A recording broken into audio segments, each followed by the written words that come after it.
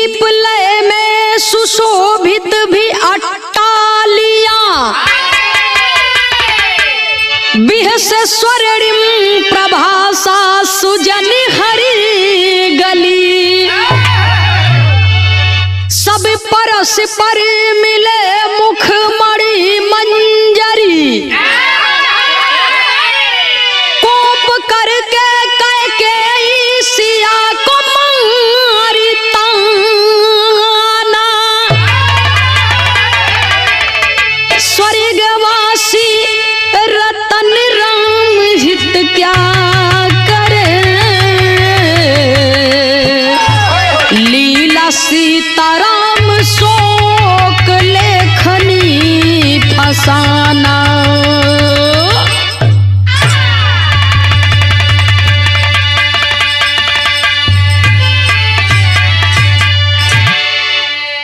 विरह सुनने वाले श्रोता सज्जनों, कवि की एक नई खोज।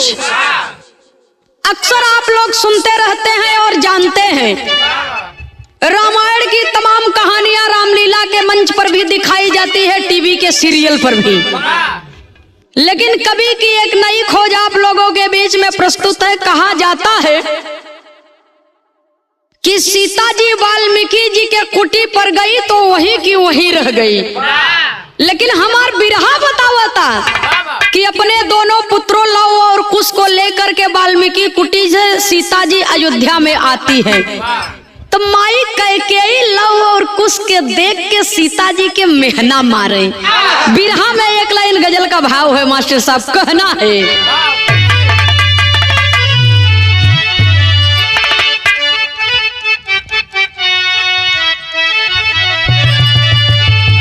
अरे राधा के संग में कांधा,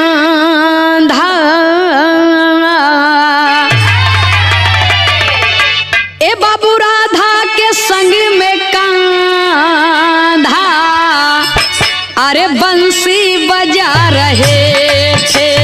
राधा के संग में कांधा बंसी बजा रहे थे।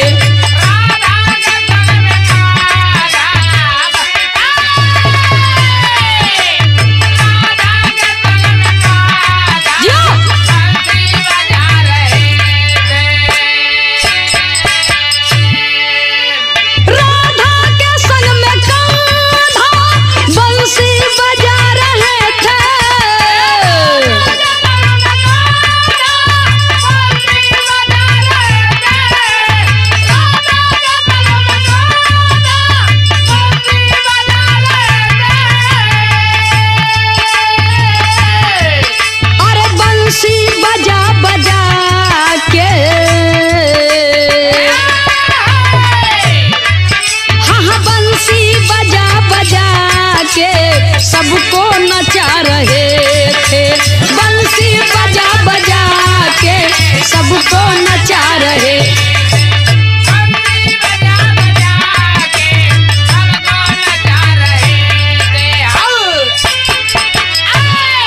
लेकिन माई कैकेयी अपने बहू रानी सीता जी के ताना मारे और ताना मार के कहत का है, अरे कैकेयी का हलालन, कैकेयी का हलालन किसका है तू दुलारा। कैकेयी का हलालन किसका है तू दुलारा।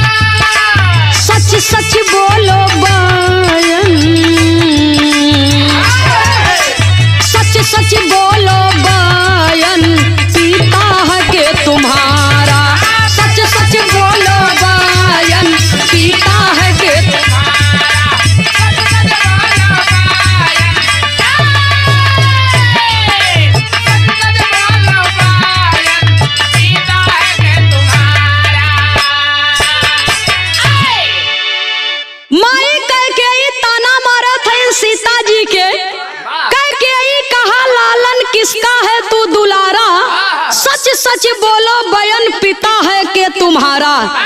ए बिरहा सुने वाले बाबूजी, सासुरानी का बतिया सुन के जैसे सूल चुभे, जैसे कांटा चुभे, वैसे ही सीता जी के मन में बाबूजी छेद हो जात बा, हृदय में छेद हो जात बा। सीता जी का करेजा फाटत बा कि अरे बाप रे बाप, कोई भी लड़की अपने मायके से अपने ससुराल में आवत महतारी छोड़त है तो सास से माई का प्यार मिली, लेकिन ये कैसन सास है, हमरे पति के बनवास दे दी ना, हमके ताना मारत है। लव और कुश के माई कह के ही अपने गोदिया में बैठाए के दोनों बचवन से कहे का कहे। बिरहा का शुरुआती हुए से बा, कवि को संकेत करना पड़ा बाबूजी।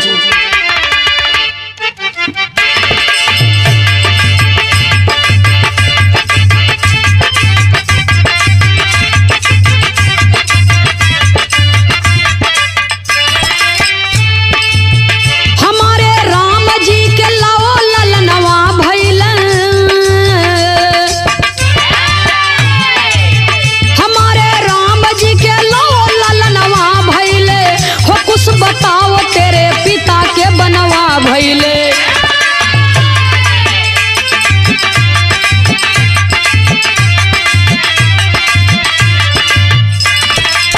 कुटी पे सीता जी की दागी चुनरिया भइली, कुटी पे सीता जी के दागी चुनरिया भइली, बात माता के सुन के दिल में फिकरिया भइली।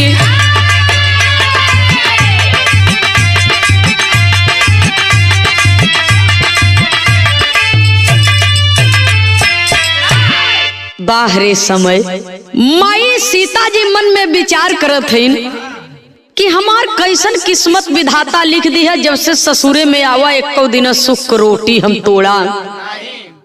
पति के साथे बन बन भटके और राज धर्म निभावे खातिर हमार पति हमें वनवास दे दिहन, तो अपने दोनों बचवन के लई के हम अपने घरे आवत, हमार सास हमें ताना मारत है। ऐसा जिंदगी जिए से बढ़िया बा कि मर जाई। सास का ताना बर्दाश्त नहीं होत बा तो सीता जी करत का है। बिरहा में एक लाइन तर्ज का भाव है, लेकिन तर्ज से बढ़िया हमारे बिरहवा में फर्ज बा। कैसे भैया हो,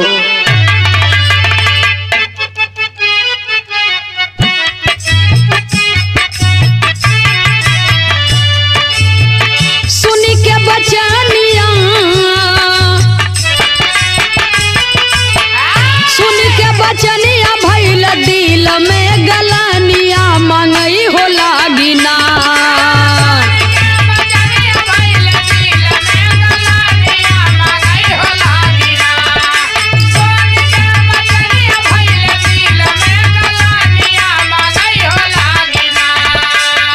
हे धरती माता से सरनिया मंगई हो लागिना, धरती माता से सरनिया मंगई हो लागिना।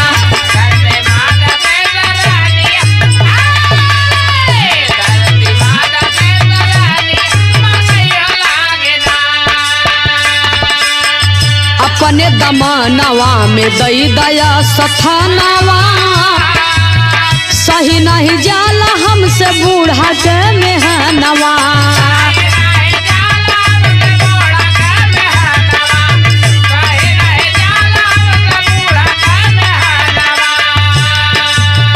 फटी ग धरतिया समाई सियरनिया मंगई हो लागिना।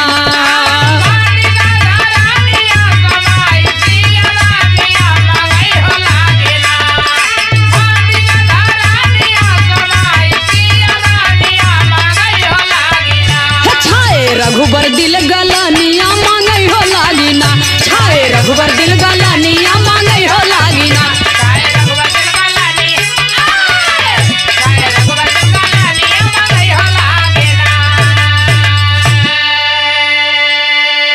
कैकेयी के बात सुन के सीता मैया धरती मैया से कहे कि माँ, आपने मुझे जन्म दिया है और ये धरती ये दुनिया अब मेरे लायक नहीं है।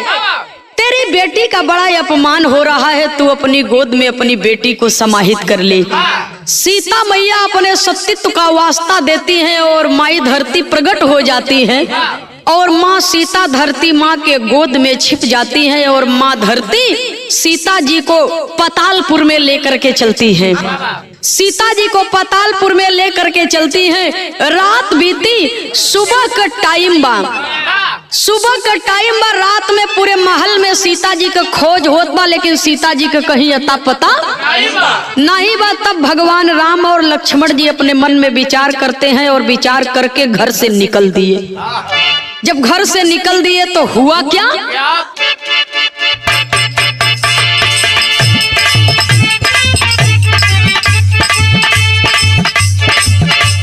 खोजे चले राम लक्ष्मण जी, खोजे चले राम,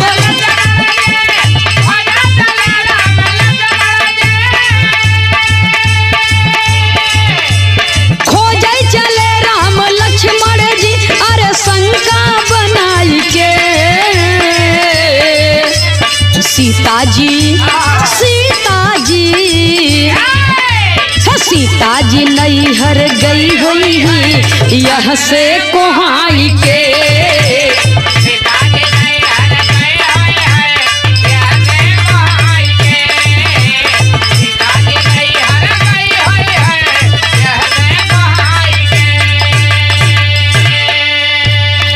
नदी गुफाओं में दसों दिशाओं में खोजते दर बेदर लखन और रघुबर, हे जनकपुरी में पहुँचे जी, जनकपुरी में पहुँचे,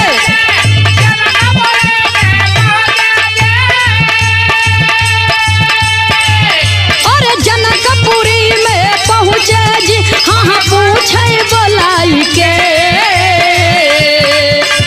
सीता जी, सीता जी, सीता जी नैहर गई हुई है यह से कोहाई के।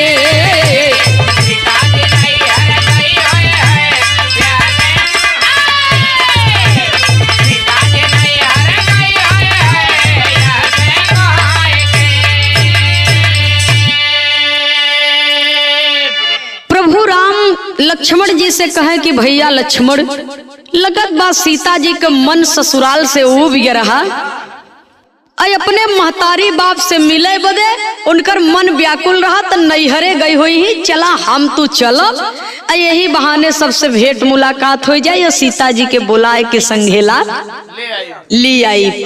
इतना सोच करके बाबूजी राम लक्ष्मण जी घर से निकल दिए, चल दिए सीता जी के खोज में।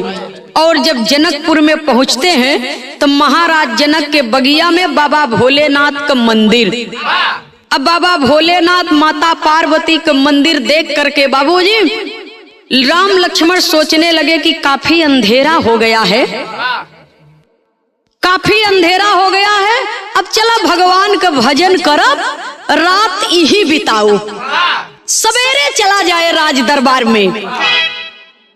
धीरे धीरे बाबूजी शाम रात में ढल गई, और जब शाम रात में ढल गई तो आधी रात के समय में राम लक्ष्मण जी के साथ में एक ठीक घटना घटत बा।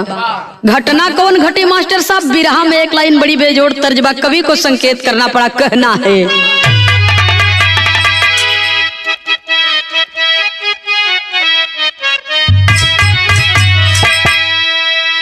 कोनो दुल्ही अपने दुल्हा बदे सखी सहेली लोग से बतावता, रतिया सनाना ना होई मोरे राजा, रतिया सनाना ना होई मोरे राजा,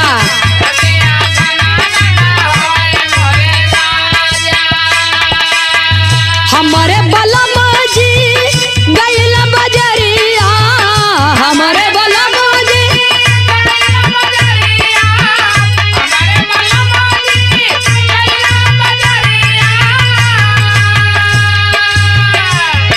बजरिया से बलमा ले अइला मिठैया,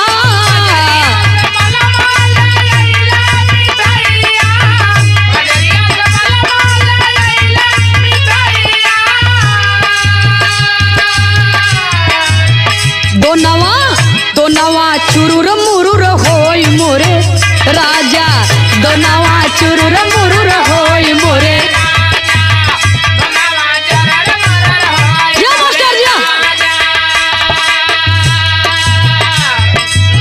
सुनने वाले बाबूजी राजा महाराजा का लड़का भले रहे, लेकिन कहीं न कहीं कमी जरूर कर दे।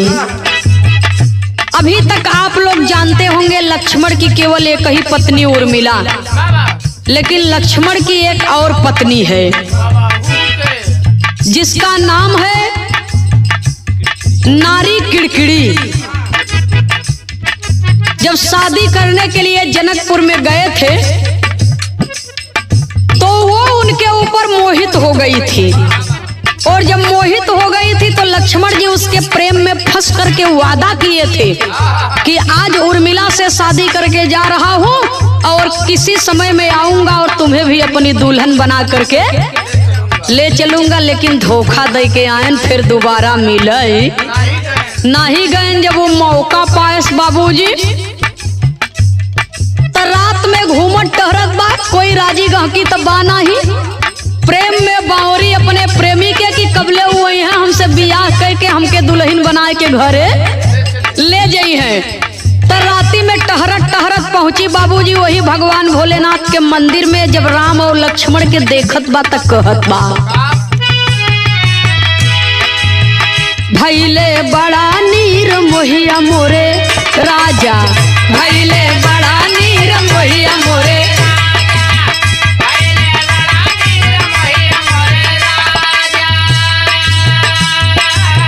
रतिया अंधेरी में कई के सिंगरावा,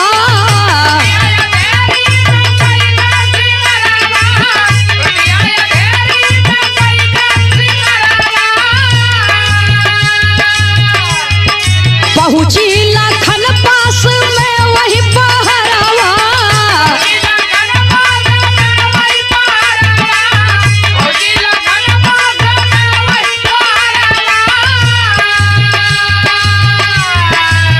गले लगावई उठा बहिया मोरे राजा, गले लगावई उठा बहिया मोरे,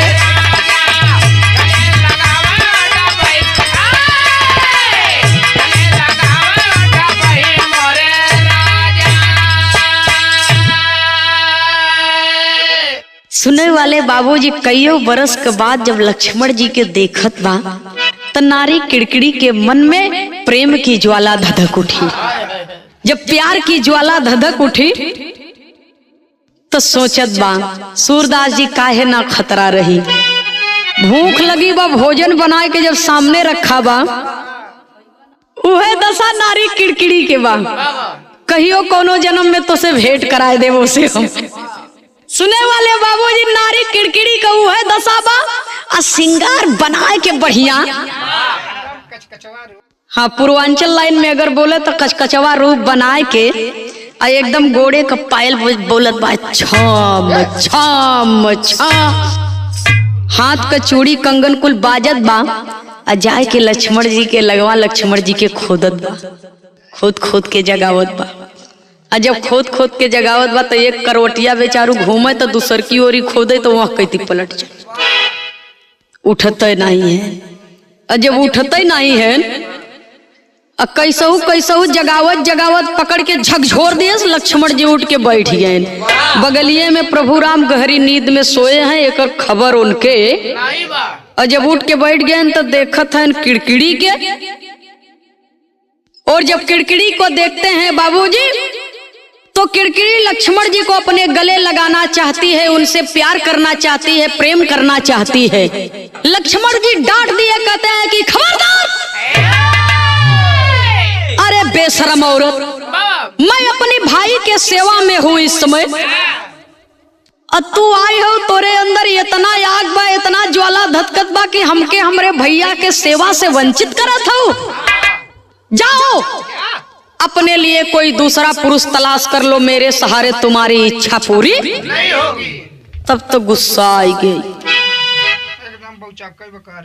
गुस्सा आई गई। कहा जब हम तोहरे सहारे हमारी इच्छा पूरी न होए, वादा तू की है, वादा तू तोड़ा, इतना दिन के बाद मिला है तो हमें बतियावत है कि हमारे सहारे तोर इच्छा पूरा न होई तो तोहार जिए के कोनो अधिकार ये दुनिया में। कभी को बिरहा शैली में टेरी के भाव में लिखना पड़ा बाबूजी।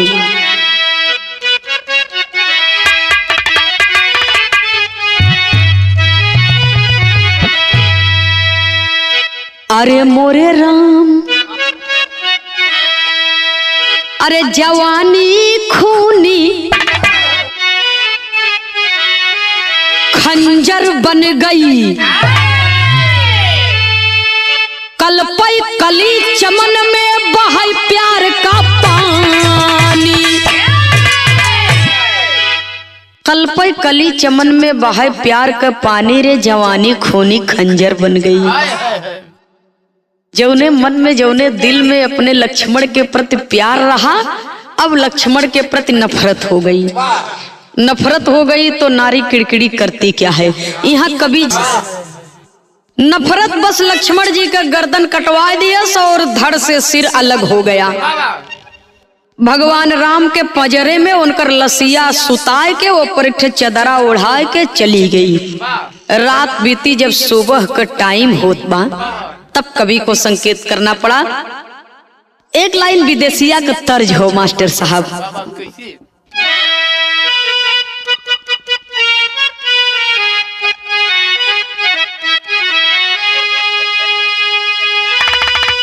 अरे हंसी हंसी पनावा खियौले बेईमाना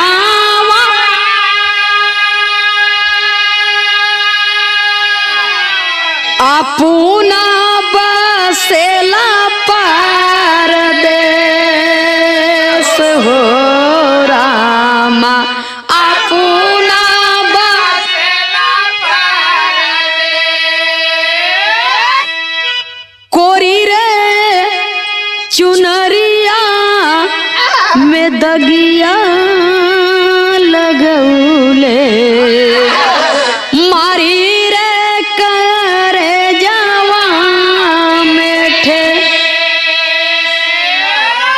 सुनने वाले बाबूजी। लेकिन बिरहा के अंदर कवि को संकेत करना पड़ा। अरे जहाँ राघुराई वहाँ लसिया छुपाई धारा, रतिया बीतल भयल भोर हो रामा, रतिया बीतल जेठ दुश्मनवा मोरे मारेला सजनवा, करेली नगरिया में सो, करेली नगरिया में सो। रात बीत गए बाबूजी और जाए के पूरे नगर में हल्ला मचाए दिए सवेरे के टाइम में कि हमार जेठौत राम हमारे पति लक्ष्मण का गर्दन काट दिए, हमारे पति लक्ष्मण का गर्दन काट दिए। तो लोग पूछा था कि तोहरे पति लक्ष्मण का गर्दन तोहार जेठौत काहे काट दिए। कहे मेरे पति मुझसे अथाह प्रेम करते थे, हमारे ऊपर हमारे जेठौत का नीयत खराब हो गई, अपने भैया के मार दे तो एकर प्यार हम पाए जाब। यही बदे हमार जेठौत हमरे पति के गर्दन काट दिए, हमरे पति को हत्या कर दिए। और जब राजा जनक के दरबार में ये खबर पहुंची तो राजा जनक सिपाही को भेज करके प्रभु राम को गिरफ्तार करवा लेते हैं और अपने छोटके भाई का लाश लेकर के गोदी में महाराज जनक के दरबार में हाजिर हुए भगवान राम। तो महाराज जनक करते क्या हैं? एक लाइन तर्ज का भाव है मास्टर साहब, कहना है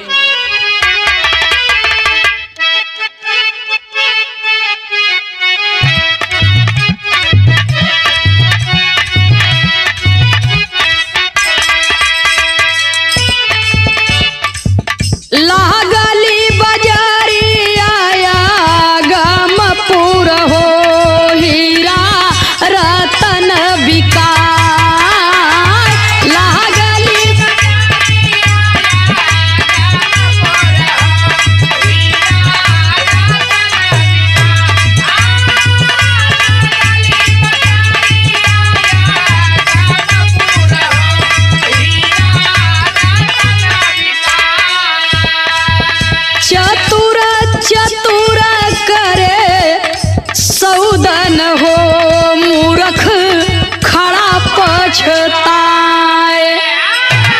लेकिन महाराज जनक के दरबार में एक कैसा न्याय मिल रहा है।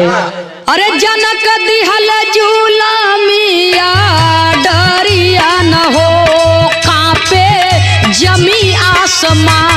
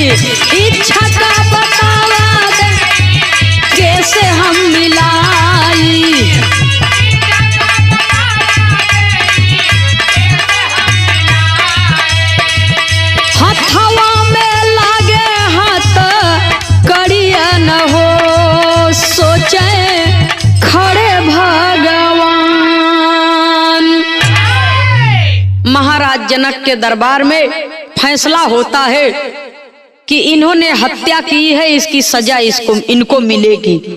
भाई की हत्या की है, इनकी सजा, इसकी सजा तो इनको जरूर मिलेगी। तो महाराज जनक ने आर्डर लगा दिया, फैसला सुना दिया कि भगवान राम को फांसी पर लटका दिया जाए, फांसी पर चढ़ा दिया जाए। जब ये इतना बतिया बाबूजी सुनत हैं प्रभु राम, तो अखिया से झरझर झरझर आंसू छलकता, हृदय रो रहा है, कलेजा द्रवित है बाबूजी, मन मायूस बा, आंख से आंसू गिरत बा। महाराज जनक जी कहें मरने वाले की अंतिम इच्छा पूछी जाती है, तो आपको तो फांसी दे दी जाएगी, क्या आपकी कोई अंतिम इच्छा है? जब ये इतना बतिया सुने, कहें अब अंतिम इच्छा जान के का करवा राजन, पग पग पर मेरा छोटा भाई, मेरा अनुज, मेरा साथ देने वाला अब इस दुनिया में नहीं रहा। मैं अपने छोटे भाई की लाश लिए अपने हाथों में मुजरिम बनकर के खड़ा हूं, निर्दोष होते हुए। मैंने अपने भाई की हत्या नहीं की है, निर्दोष होते हुए आपके दरबार में मैं मुजरिम करार दे दिया गया, मैं दोषी ठहरा दिया गया। अब मुझे कुछ नहीं चाहिए। जब इतना बात सुनते हैं महाराज जनक जी कहे जो भी इच्छा हो आप मांग लीजिए। वही भगवान राम भक्त हनुमान जी को याद करते हैं कि हे हनुमान, यदि मैं सत्य हूँ, मैं सच्चा हूँ, मैंने अपने भाई लक्ष्मण की हत्या नहीं की है, मैं निर्दोष हूँ, तो मुझे बचा लो हनुमान, और सत्य का प्रमाण दे दो राजा को। इसीलिए कहा जाता है दुनिया चले न भगवान के बिना, भगवान भी चले न हनुमान के बिना। भगवान सदैव भक्त की रक्षा करते रहते हैं, लेकिन कबो कबो ऐसा टाइम आ जाता है कि भगत के भगवान की रक्षा करे के पड़त है। हनुमान जी भगवान की पुकार सुन करके तुरंत प्रकट हुए और अपने कंधों पर भगवान राम को बिठाए और लाश सहित लेकर के आसमान की ओर उड़ चले। और उड़ते उड़ते काफी दूर घनघोर जंगल में पहुंचे तो करते क्या है, उड़ान के भाव में कवि को लिखना पड़ा।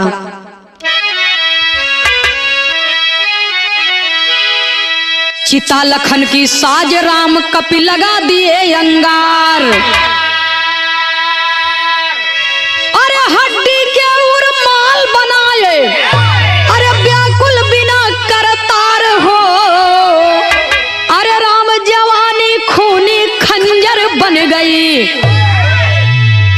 गए कपि हंस नगर में रही सिया महारानी, जवानी खूनी खंजर बन गई।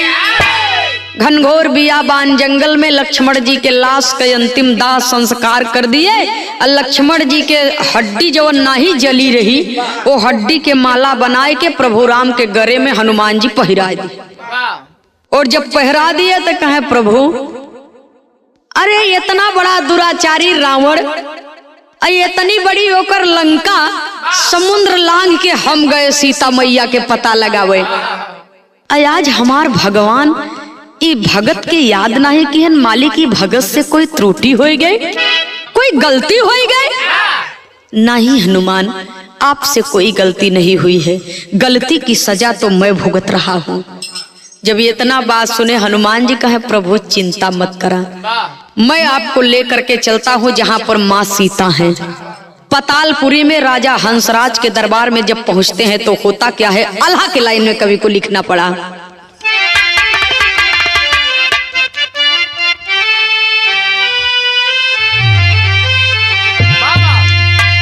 अरे पहुँचे पताल हंस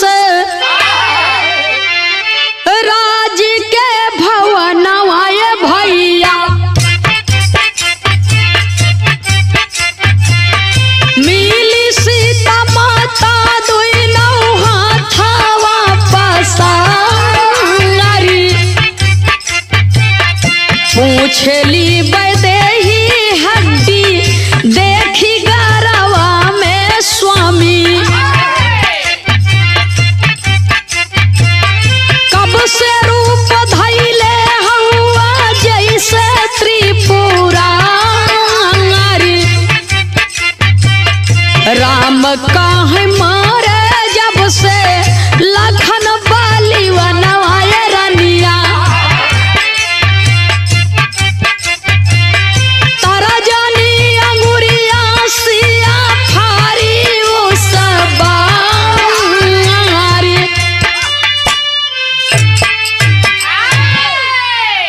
पतालपुरी में राजा हंसराज अपने सिंहासन पर माँ सीता को बिठा करके और जल से उनका चरण धो करके चरणामृत ग्रहण करके माई सीता का चरण दबावत हैं, पूरे परिवार के साथ में सेवा कर रहे हैं।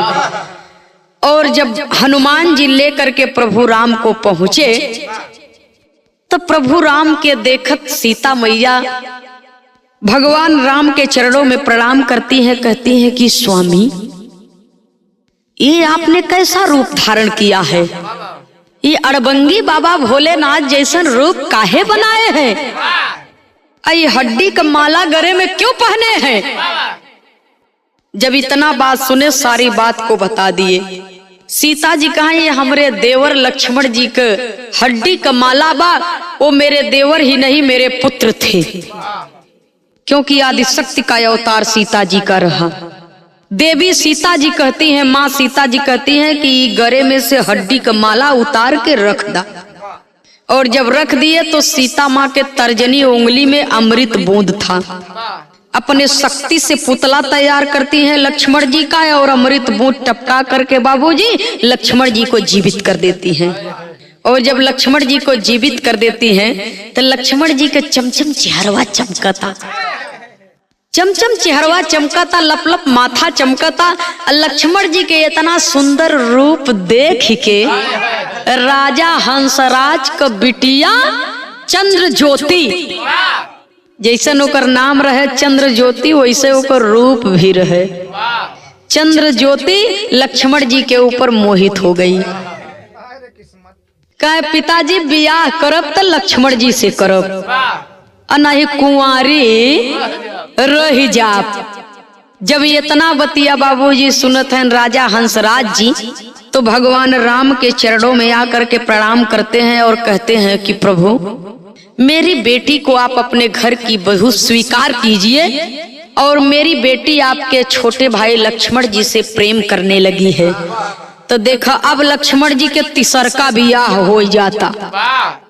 एक खित प्यार नहीं पाए से इनके मुआई दिहे और उर्मिला तक घरे हईन, लेकिन पतालपुरी में राजा हंसराज जी के लड़की से तीसरी शादी होए जात बा।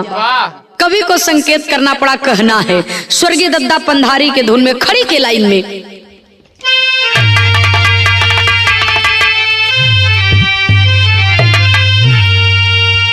अरे राजा हंसराज दिहले ए बाबू कन्या दानवा, ए राजा हंसराज दिहले ए भैया कन्या दानवा। अब देवता बरसावै सुमना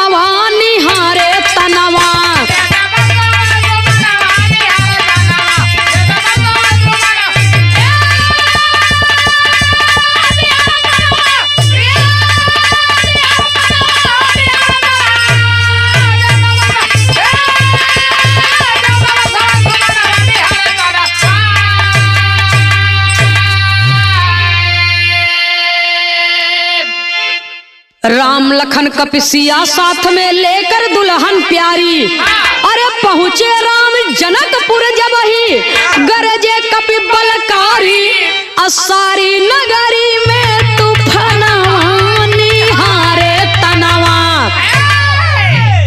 कपि गरजे करी अट्ठहास जस लंका राख बनाए,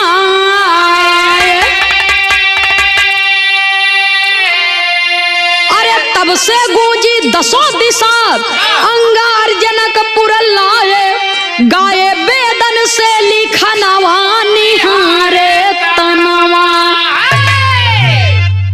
दुल्हन को विदाई कराए के लक्ष्मण जी, माँ सीता, हनुमान जी, प्रभु रामचंद्र ज्योति, राजा हंसराज जी से सम्मान अपने दरवाजे से विदाई करते हैं। और सीता जी सब जने के लिए आए के पहुंचिन कहाँ, जनकपुरी में।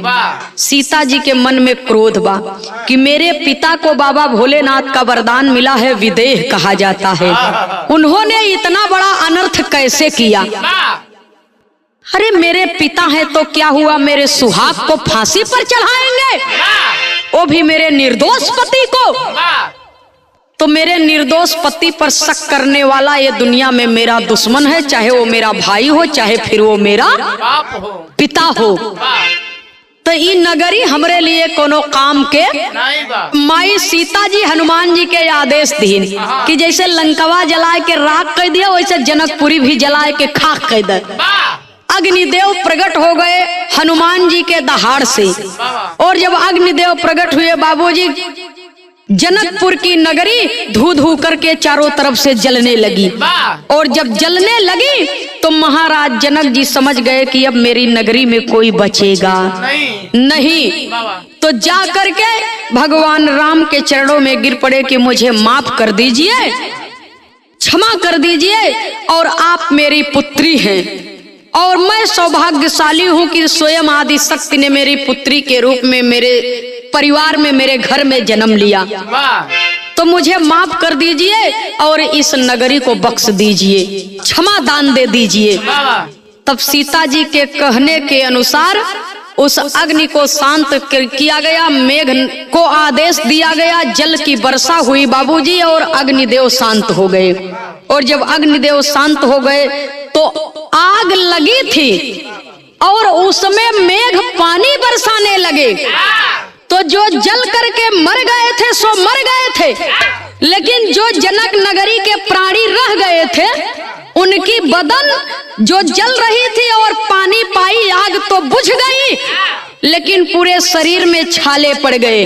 और जो स्त्रियां गर्भवती थी वो आग की लपटें गर्भाशय पर भी असर कर गई, गर्भाशय पर भी असर कर गई। तो कवि को संकेत करना पड़ा बाबूजी, कहना है, आए राम अवध में लेकर हुआ जनकपुर राखी, अरे रतन राम ही तो सीता राम, कभी लहुरी देखे आँखी साखी, कब किशोर तारा नवा निहारे तनावा।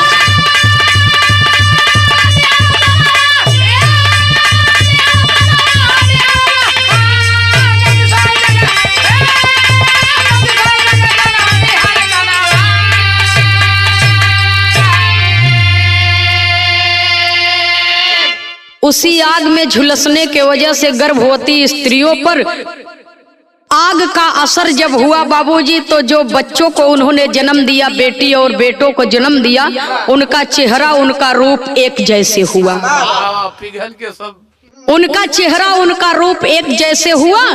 और वो त्रेता युग बीता, द्वापर युग बीता, और वही जनकपुर बाबूजी एक कलयुग में नेपाल कहाया। और आज भी अवधपुर उत्तर प्रदेश भारत में है और जनकपुर नेपाल की धरती पर है। तो आजो नेपाली अगर आ जाइए तो कौन बाप, कौन बेटवा, कौन दुल्ही, कौन सास के पहचान ना पैबा, एक मॉडल का चेहरा सबके।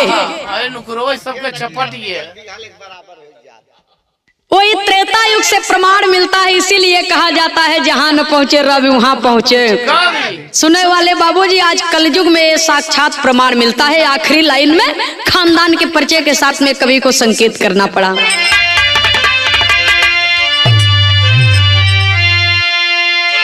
कवि नरेश यह लिखे लेखनी दीपक जले तमाम। सुख उपमा तब मिले राज में भजते सीताराम।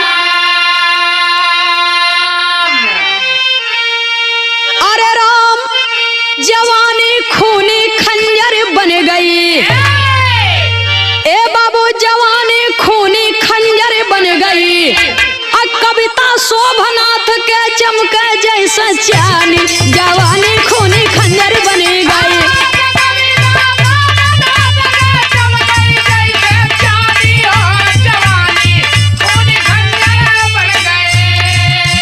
देख तेरे संसार की हालत क्या हो गई भगवान, कि कितना बदल गया इंसान, हो कितना बदल गया।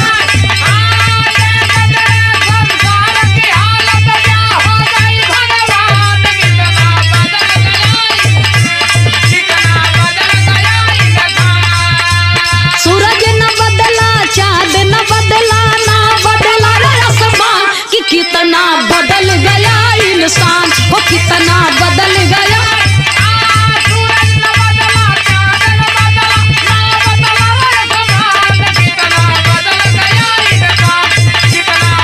जय हो जय हो जय हो, जय माता दी, जय श्री कृष्ण।